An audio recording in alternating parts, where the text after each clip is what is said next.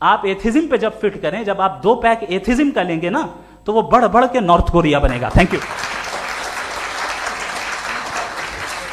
کے ساتھ I love Javed Akhtar and I really do, I love you sir. So لیکن کچھ کامن سینس ہے مجھ میں. دیکھیے, یہ خدا کا تصور کوئی نیا تصور نہیں ہے, یہ صدیوں سے رہا ہے. یہ کچھ ریلیجن 3000 سال پرانے ہوں گے, 4000 سال پرانے ہوں گے, لیکن انسان کوئی 10,000 12,000 سال سے ایگزسٹ کرتا ہے ہومو سیپین کی شکل میں, اور ہمیشہ کچھ نہ کچھ مذہب رہے. یہ مذہب جاہلوں کے نہیں تھے, یہ مذہب ایک ایسی گریک سوسائٹی کے تھے جہاں بڑے بڑے فلاسفرز پیدا ہوئے. یہ مذہب ایجپشینز کے تھے جنہوں نے پیرامڈز بنائے تھے.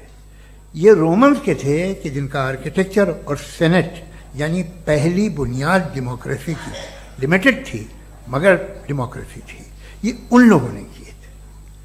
تو ان کا جو جوپیٹر تھا, را تھا, زیوس تھا, انہیں اس پہ اتنا ہی اعتماد تھا جتنا آج کسی مذہبی آدمی کو اپنے خدا پہ ہوگا. کرسچینٹی آنے سے پہلے یورپ میں ایک مذہب تھا جرمینک ریلیجن.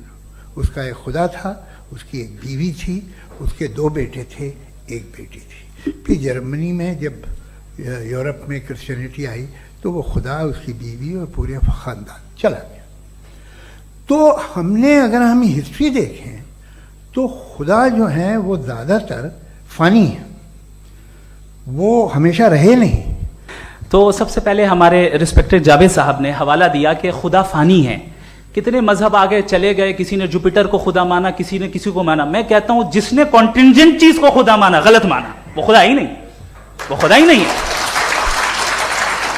ہم تو نیسیسری بینگ کو ثابت کرنے بیٹھے ہیں, وہ نیسیسری کاز جو ایٹرنل ہے, جو ابدی بھی ہے اور ازلی بھی ہے. ہر مذہب آپ سے ایک چیز مانگتا ہے, فیتھ. یہ فیتھ کیا چیز ہوتی ہے؟ What is the difference between faith and belief? یہ تو بہت ہی احمقانہ بات ہوگی کہ کوئی آدمی کہے صاحب اگر خدا ہے تو مجھے دکھائیے. یہ تو جاہلانہ بات ہوئی. میں نے تو نارتھ پول نہیں دیکھا ہے, مگر میں مانتا ہوں کہ نارتھ پول ہے. میں کیوں مانتا ہوں؟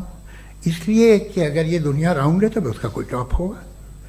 کچھ لوگ ہیں جو وہاں گئے بھی ہیں, کامن سینس کہتا ہے کہ ایسا ہوگا, ثبوت ہے, گواہ ہے, ریزن ہے. تو یہ میرا فیتھ نہیں ہے. تو فیتھ میں اور بلیف میں ڈفرنس کیا ہے؟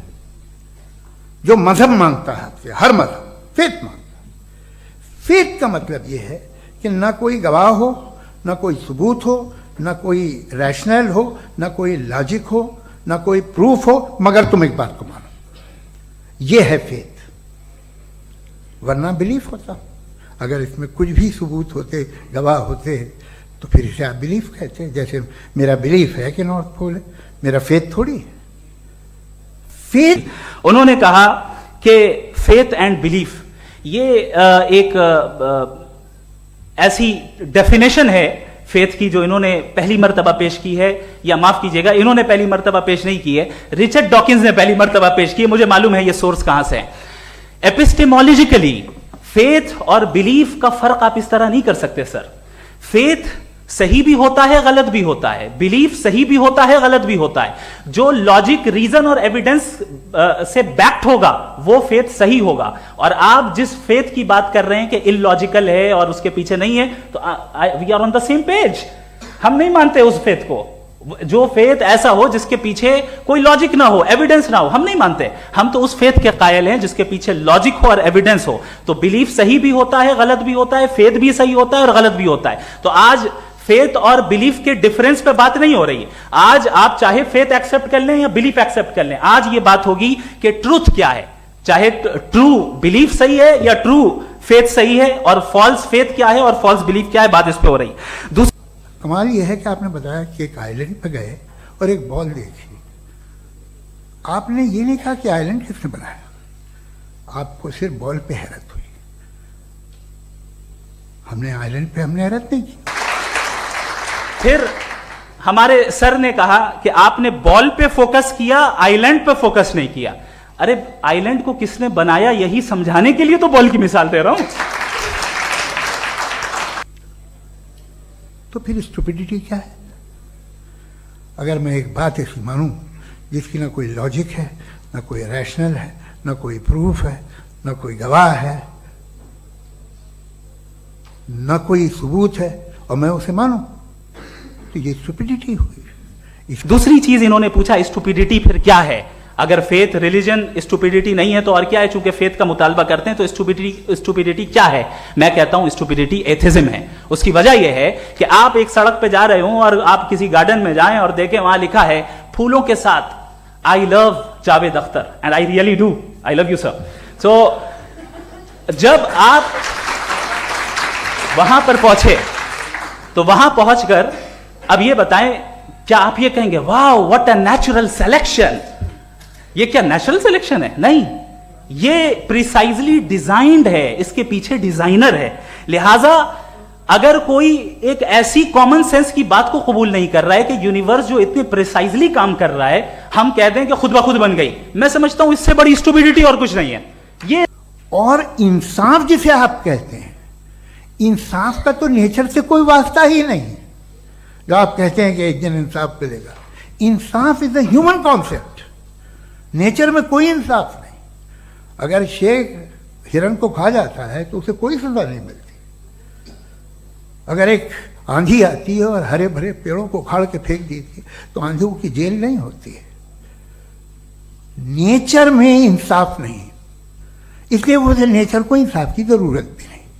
नेचर तमाम एक है. अब हम कहें कि साहब ये देखिए जो मैंने खाना खाया था ये मेरी आंख तो नहीं यूं कर दिया उसे तो इसे सजा मिलनी नहीं, वो सिस्टम है, ऐसे ही चल रहा है. नेचर बगैर इंसाफ के है. इंसाफ इज अ ह्यूमन कॉन्सेप्ट. तो जो आपसे कहता है कि मैं तुम्हें इंसाफ दूंगा वो इंसानी जहन की पैदावार है. ये नेचुरल है ही नहीं, ये आसमानी है ही नहीं. नेचर का तसव्वुर, इंसाफ का तसव्वुर. भाई आप साथ मिलते हैं, अब आप लेफ्ट हैंड ड्राइव करते हैं, ये क्या है? तमाम सच, तमाम नेकी, तमाम शराफत लेफ्ट हैंड ड्राइव है. वरना क्या होगा, या तो आप क्रॉस कर देंगे, आपका एक्सीडेंट हो जाएगा, या आप किसी को मार देंगे, या ट्रैफिक जैम हो जाएगा. झूठ, बेईमानी, रिश्वतखोरी, ये तमाम जो है driving on the wrong side है. इसके ऊपर कुछ नहीं. ये तो हमने बनाया, जैसे हमने लेफ्ट हैंड ड्राइव बनाई है. ये कॉन्सेप्ट ऑफ इंसाफ जो है ये हमारा है, इसका नेचर से कोई वास्ता नहीं. शेर खा जाता है हिरन को, उसे जेल होती है क्या? कुछ भी नहीं, है ही नहीं. तो ये जो दुनिया के रिलीजन प्रॉमिस करते हैं आपसे इंसाफ, इसी से मालूम होता है कि ये मैन मेड है. ये तसव्वुर कहीं और का है ही नहीं. जो नेचर है, कुछ लोग कहते हैं नेचर ही खुदा है, तो नेचर में तो इंसाफ नहीं कहीं. और आप वादा कर रहे हैं कि तुम्हें मरने के बाद इंसाफ मिलेगा. मुझे अगर मिलेगा तो मैं बहुत खुश हूँगा, लेकिन मैं यकीन नहीं कर पाता हूँ, इसलिए कि मैं फेथ नहीं पैदा कर सकता. The very fact that religions demand faith, इसका मतलब है कि उनके पास जस्टिफिकेशन नहीं है. अच्छा था फिर रिलीजन अगर मॉडरेशन में है, कोई सा भी नहीं, वो आप में कुछ खूबियां भी पैदा करता होगा. देखिए उससे ये फ़ायदा है, वो फ़ायदा है. अल्कोहल जो है वो ज़्यादातर दवाओं में यूज़ होती है. और एक सर्वे किया गया था अमेरिका में कि लॉन्जेटिविटी किन लोगों की है. तो एक तरफ वो लोग थे जो शराब पीते ही नहीं थे, और एक तरफ वो थे जो एक बोतल शराब रोज पीते थे. सबसे ज़्यादा लंबी उम्र की है जो 2 पैक नाप के शराब पीते हैं और खाना खाते हैं. मगर हम शराब को बुरा समझते हैं, मैं भी बुरा समझता हूँ. क्यों? ऐसा होता नहीं. कुछ चीज़ों में आदत होती है जो बढ़ती है. आज तक में एक आदमी दूध पीता है, आप 10 साल बाद भी मिलेंगे तो एक ही गिलास पीता होगा. ऐसा नहीं होता, सुबह से दूध पीता रहता है. मिल्कोहलिक मैंने नहीं देखे, अल्कोहलिक होते हैं. ये टेंडेंसी है मजहब की कि वो बढ़ता है, जैसे कैंसर बढ़ता है, जैसे शराब बढ़ती है. कुछ लोग होंगे जो उसे सही तरह से यूज़ करते हैं। मुझे यकीन है कि हमारे मुफ्ती साहब भी उनमें से एक, इनसे बहुत खुशी हुई मुझे इनसे मिलकर। लेकिन कितने लोग हैं कि आज आप देखते हैं दुनिया में जो तबाहियाँ हैं, इनमें कितना हाथ है उन लोगों का जो बिलीवर कहते था मजहब ये नहीं कहता, ना कहता होगा, मगर जब ये मजहब पीते हैं तो ऐसे बिहेव करते हैं। थोड़ा सा अगर हो तो शायद बहुत अच्छी बात, लेकिन शराब थोड़ी सी नहीं रहती, उसमें टेंडेंसी है पहले। थोड़ा सा अगर 2-3 कैंसर के सेल हो ना बॉडी में तो आदमी सिम रहेगा, लेकिन वो 2-3 सेल नहीं रहते, वो मल्टीप्लाई होते हैं। जावेद साहब टाइम पूरा हो गया। टाइम हो गया। उन्होंने कहा कि नेचर में कोई इंसाफ नहीं है, हम डिसाइड करते हैं कि मोरालिटी क्या होती है, इंसाफ क्या होता है, हम डिसाइड करते हैं। जैसे ड्राइविंग सीट में ट्रैफिक वाला, ये तो किसी खुदा ने नहीं कहा, ये है, इसे कहते हैं फॉल्स इक्विवेलेंस, ये एक लॉजिकल फेलेसी है। आपने जो है मिसाल दी ड्राइविंग की और ट्रैफिक की, ये सब्जेक्टिव मोरालिटी है। आप सब्जेक्टिव मोरालिटी को मिसाल बनाकर ऑब्जेक्टिव मोरालिटी के ऊपर नहीं थोप सकते। इंसाफ की ऑब्जेक्टिव मोरालिटी। अगर आप ये कहते हैं कि नेचर में इंसाफ नहीं है, तो इंसाफ का न होना ये नेचुरल हुआ, तो फिर नेचर को नेचर रहने दे, क्यों हम इतना स्ट्राइव कर रहे हैं दुनिया में इंसाफ लाने के लिए?